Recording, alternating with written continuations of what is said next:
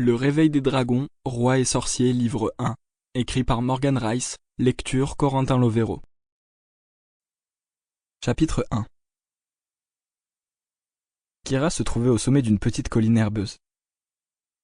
Ses bottes reposaient sur le dur sol gelé et la neige tombait tout autour d'elle. Elle essaya de faire abstraction de la morsure du froid et banda son arc tout en se concentrant sur sa cible. Elle plissa les yeux, oubliant complètement le reste du monde.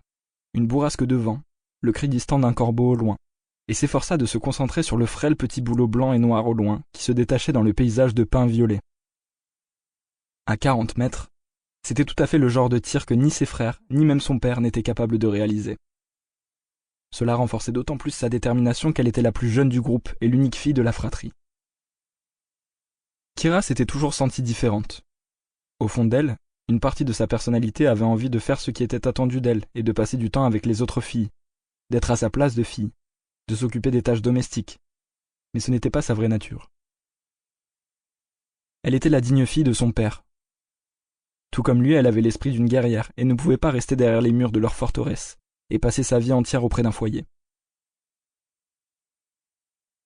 Elle était meilleure archère que les hommes de son père. Elle était déjà capable de tirer plus loin que le meilleur archer de son père. Et elle était prête à tout pour leur prouver, et en particulier à son père, qu'elle méritait d'être prise au sérieux.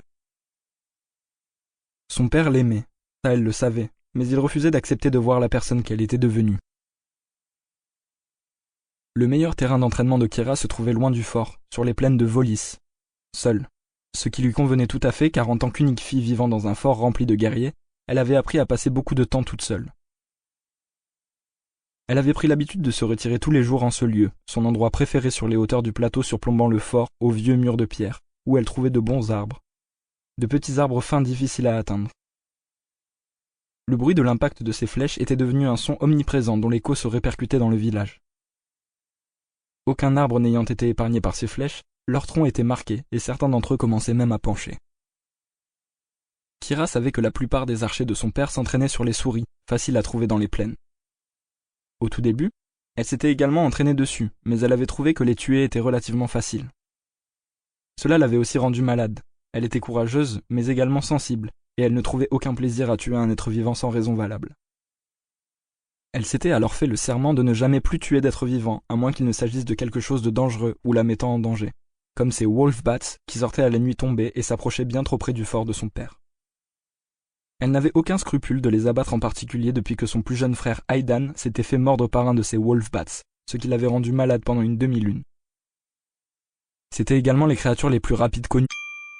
Sample complete. Ready to continue?